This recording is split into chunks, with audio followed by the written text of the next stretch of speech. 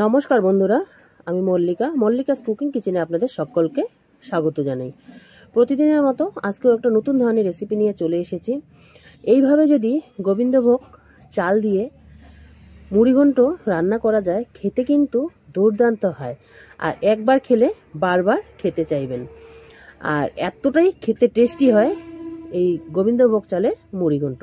তো এই রেসিপিটা আমি কিভাবে রান্না করি সেটাই আজকে আপনাদের সঙ্গে শেয়ার করব। চলুন তাহলে রেসিপিটা রান্না করা শুরু করে দেওয়া যাক। এই গোবিন্দভোগ চাল দিয়ে যে মুড়িঘণ্ট রেসিপিটা রান্না করব, এর জন্য আমি এখানে গোবিন্দভোগ চাল নিয়েছি 1 বাটি, সাথে ফুলকপি কেটে নিয়েছি, টমেটো কেটে নিয়েছি, আলু কেটে নিয়েছি। তো এটা দিয়েই এই রেসিপিটা রান্না করা হবে। আর সাথে আমি কয়েকটা মাছের মাথা নিয়েছি, একেবারে পরিষ্কার করে ধুয়ে নিয়েছি, কাতলা মাছের মাথা। এদিকে আমি গ্যাসে একটা কড়াই বসিয়ে দিয়েছি। কড়াইটা আমার গরম হয়ে এসেছে, আমি তেলটা দিয়ে দিলাম। আর তেলটাও গরম হয়ে এসেছে, মাছের মাথাটাও আমি দিয়ে দিলাম। তো মাছের মাথাগুলোকে আমি একটু 3 থেকে 4 মিনিট সময় ধরে একটু ভালো করে ভেজে নিব। মাছের মাথাগুলোকে আমি একটু সময় ধরে ভেজে নেব। আর ভালো করে ভেজে নিতে হবে, নাহলে যে মাছের গায়ে একটা আষ্টে গন্ধ থাকে সেটা কিন্তু থেকে যাবে, মুড়িঘণ্টটা খেতে টেস্ট লাগবে না। এর জন্য ভালো করে মাছটাকে একটু ভেজে নিতে হবে, যাতে ভিতরটা সহকারে সুন্দর করে ভাজা হয়ে যায়। তো মাছের মাথাগুলো আমার ভাজা হয়ে গেল, আমি এখন নামিয়ে নিলাম। আর নামিয়ে নেওয়ার পরে ওই তেলের মধ্যেই আমি একটু পেঁয়াজ কুচিয়ে রেখেছি, সেটাকে অ্যাড করে দিয়ে দিলাম। সাথে একটা তেজপাতা আমি অ্যাড করে দিয়ে দিলাম।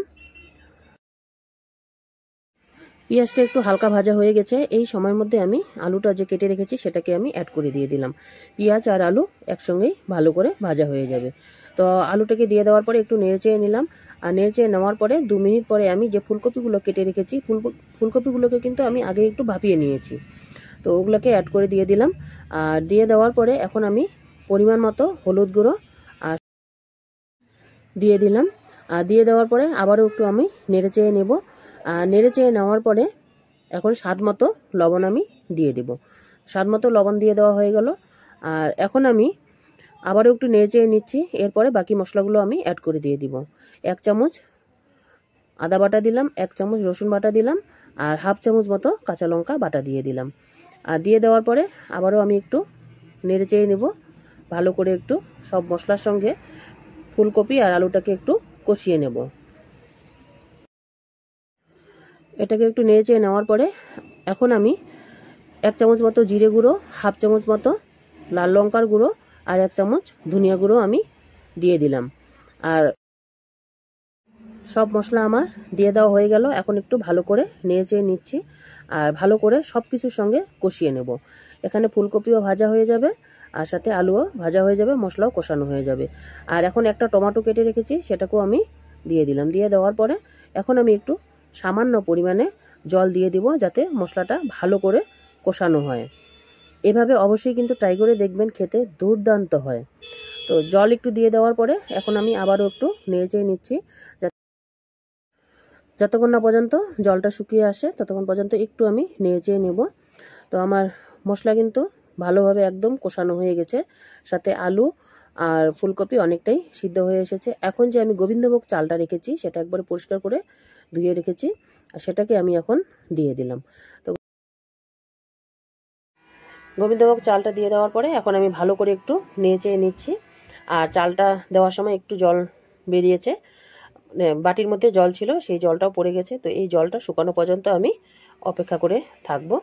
আর এরপরে যে আমি মাছের মাথাগুলো ভেজে রেখেছি সেগুলোকে আমি দিয়ে দেব। তো ভাজা মাছের মাথাটা আমি দিয়ে দিলাম। দিয়ে দেওয়ার পরে আবারও আমি ভালো করে একটু মিশিয়ে নিচ্ছি সব কিছুর সাথে।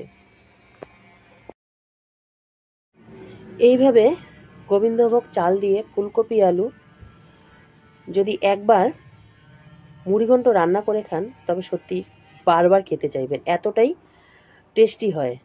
তো এখন সব কিছু নেড়েচেড়ে দেওয়ার পরে এখন আমি একেবারে পরিমাণ মতো জল অ্যাড করে দিয়ে দিলাম। আপনারা আপনাদের পরিমাণ মতো জল দিয়ে দিবেন, যতটা চাল দিবেন সেই পরিমাণে আপনারা জল দিয়ে দিবেন।